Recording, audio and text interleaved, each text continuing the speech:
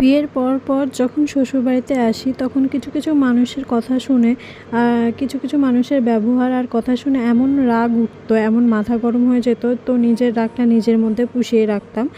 নিজের রাগ কাউকে কোনোদিনও দেখাইনি আর কিছু বলিও নি।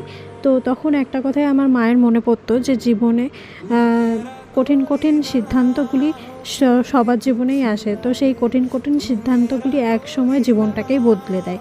সেই কথাটা আমার মা বলতো। তো আমি সেই কথাটা মাথায় নিয়ে আমি কাজ করতাম। তো আমি তাদের সাথে মুখ নাড়তে যেতাম না, আমি তাদের সাথে ঝগড়া করতে তর্ক করতেও যেতাম না।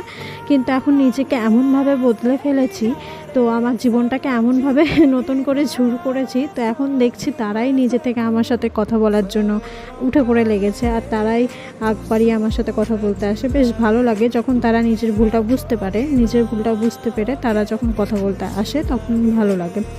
আর ভুল মানুষ মাত্রই হয়, তাদেরকে যদি আমি ভুল করেছে বলে যে ক্ষমা করব না সেটা কিন্তু না। হ্যাঁ, ক্ষমা কেন করব না, অবশ্যই ক্ষমা করব। ভুল মানুষ মাত্রই হয়, আর ক্ষমা প্রত্যেকটা মানুষেরই করা উচিত, একটা চান্স সুযোগ দেওয়া উচিত।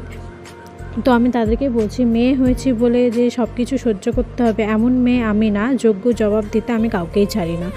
ঠিক তেমনই বয়স 80 হোক কিংবা 12, সম্মান তাকেই করা উচিত যার ব্যবহার ভালো। আশা করি তোমাদের ভালো লাগছে আমার এই কথাটা শুনে। হয়তো ভাববে যে আমি খুব অহংকার নিয়ে বলছি, সেটা কিন্তু না। এখনকার মানুষগুলো মধ্যে এমন এমন হিংসা, রাগ, অহংকার ঢুকে গেছে না, তাদের এই সবের জন্য সংসারটা নষ্ট হয়ে যায়। তার জন্য আমি এই কথাগুলো বলতে রাজি হলাম। তো দেখো, আমি সকালবেলায় তো ঘুম থেকে উঠে তোমাদের দাদাভাই তো চলে গেছে দোকান, আর আমি এদিকে বাড়িতে এক এক করে কাজগুলো সেরে নিচ্ছি। তো সকাল সকাল একটু মেজাজটা গরম হয়ে গেছিলো এইসব কথা শুনে। তারপরে ভাবলাম না, নিজেকে নিজের মতো করে বাঁচতে হবে, নিজেকে ভালো লাগাতে হবে। কারণ নিজেকে ভালো রাখার জন্য নিজেকেই থাকতে হবে। আমি আমাকেই ভালো করতে পারবো, তাছাড়া আদার্স কোনো ব্যক্তি আমাকে ভালো করতে পারবে না। কারণ নিজেকে ভালো রাখতে হবে, নিজেকেই আনন্দেই রাখতে হবে, তবে সংসার করা যাবে, আর তবে চলা যাবে, এই পৃথিবীতে বাঁচা যাবে। তো দেখো, আমি এদিকে তো সমস্ত কাজমাজ করে নিচে চলে এসেছি যে রান্না বসাতে। তো এদিকে ভাতের জলে ভাত বসিয়ে দিয়েছি, চালও ধুয়ে দিয়েছি, আর এদিকে আলু ভাজা চাপিয়ে দিয়েছি। তো আমি গরমে রান্না করছি, তোমরা কি করছো সকাল